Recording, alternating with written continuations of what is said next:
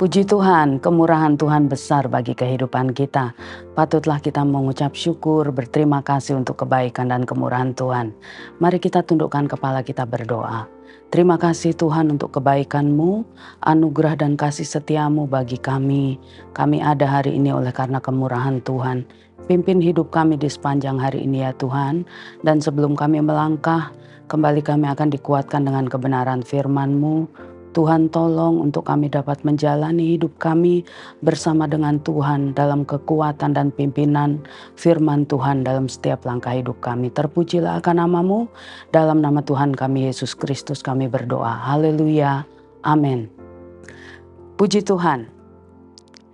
Di dalam Yosua pasalnya yang pertama pada ayatnya yang ke-9, firman Tuhan katakan, "Bukankah telah kuperintahkan kepadamu, kuatkan dan teguhkanlah hatimu, janganlah kecut dan tawar hati, sebab Tuhan Allahmu menyertai engkau kemanapun engkau pergi."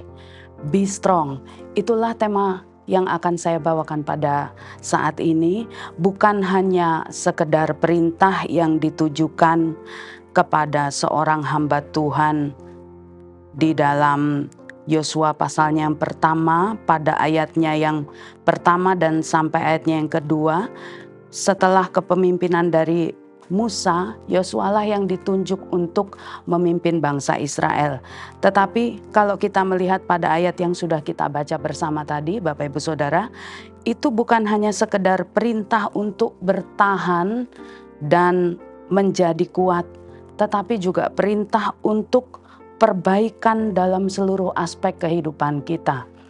Untuk kita bertahan harus ada hal-hal yang diperbaiki, harus ada hal-hal yang dibangun dalam kehidupan kita, entah itu perasaan kita, entah itu sikap hidup kita, entah itu pemikiran kita, apakah kita orang yang optimis atau tidak.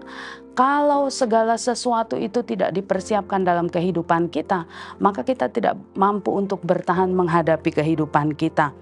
Ada satu peristiwa yang terjadi di dalam Nehemia pasalnya yang kedua pada ayatnya yang ke-3, firman Tuhan katakan, "Jawabku kepada raja, hiduplah raja untuk selamanya. Bagaimana mukaku tidak akan muram kalau kota tempat pekuburan nenek moyangku telah menjadi reruntuhan dan pintu-pintu gerbangnya habis dimakan api." Kemudian pada ayatnya yang ke-5 juga dikatakan, "Kemudian jawabku kepada raja, jika raja menganggap baik dan berkenan kepada hambamu ini, utuslah aku ke Yehuda, ke kota pekuburan nenek moyangku, supaya aku membangun kembali." Ini perasaan yang diungkapkan oleh Nehemia kepada raja dan mengatakan bahwa ia menjadi sedih, ia menjadi berduka karena dia melihat bahwa kota tempat tinggal nenek moyangnya, tempat asalnya itu telah menjadi reruntuhan. Bahkan firman Tuhan katakan dan tuliskan, pintu-pintu gerbangnya itu sudah terbuka, sudah hancur. Dalam keadaan yang seperti itu, bukan satu tempat yang aman untuk orang berlindung di dalamnya, tetapi hanya ada ketakutan dan kekhawatiran. Nah, begitu pula dengan kehidupan kita. Kalau ada rasa takut, ada tawar hati, ada kekecewaan, hati yang hancur, rasa ditinggalkan, merasa sendiri dalam kita berjuang menghadapi kehidupan kita hari lepas hari. Hal-hal itulah yang membuat pertahanan kita itu tidak menjadi kuat. Sehingga kalau datang tantangan, kalau datang godaan, kalau datang tekanan hidup dalam kehidupan kita dalam bentuk apapun, entah itu kesehatan fisik, entah itu kesehatan mental, kita tidak akan mampu untuk bertahan menghadapinya karena sudah runtuh. Ya, pintu gerbang yang menjadi andalan, di situ ada pengintai yang bisa melihat, ada musuh yang datang, itu pun tidak ada gunanya lagi karena sudah terlihat isi di dalam kota tersebut. Nah, kehidupan kita orang-orang yang percaya kepada Tuhan harus ada keinginan dalam kehidupan kita untuk kita bertahan menghadapi situasi yang mengancam, situasi yang dapat mempengaruhi iman percaya kita, terlebih dalam pengiringan kita terhadap Tuhan. Ya, Yosua menghadapi tugas tanggung jawab yang cukup besar di hadapannya, tetapi firman Tuhan tekankan dia harus siap menghadapinya. Karena Tuhan sendiri yang berjanji dan Dia akan menepatinya. Apa yang harus dilakukan untuk kita membangun kekuatan dalam kehidupan kita? Tentunya bukan kekuatan kita sendiri. Yang pertama adalah letakkan dasar yang kuat. Kalau seseorang sudah memulai dengan dasar yang baik, dasar yang kuat, maka bangunan di atasnya pun akan dibangun dengan penuh ketelitian dan kekuatan yang maksimal. Kehidupan kerohanian kita, firman Tuhan katakan, dasar yang teguh, dasar yang kuat, yang tidak tergoyahkan, bahkan tidak musnah, itu hanya kebenaran firman Tuhan. Kalau kita melihat di dalam Yosua pasalnya yang pertama pada ayatnya yang kedua, firman Tuhan katakan, hambaku Musa telah mati.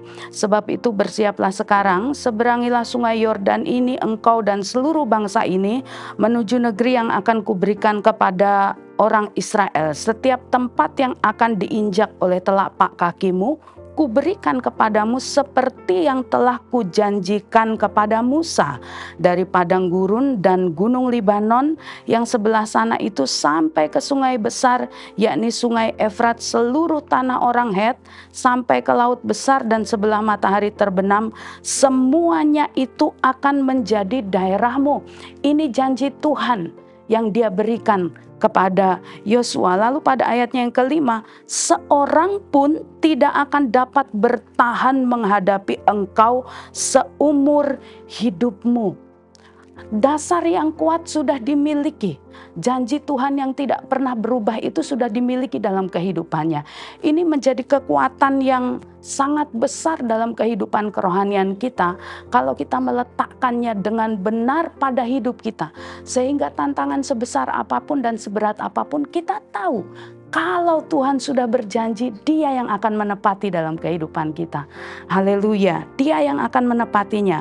Dalam Yesaya 28 ayatnya yang ke-16, dasar yang teguh, ya, dasar yang kuat, dasar yang teguh. Kepada dasar ini siapapun yang percaya tidak akan gelisah.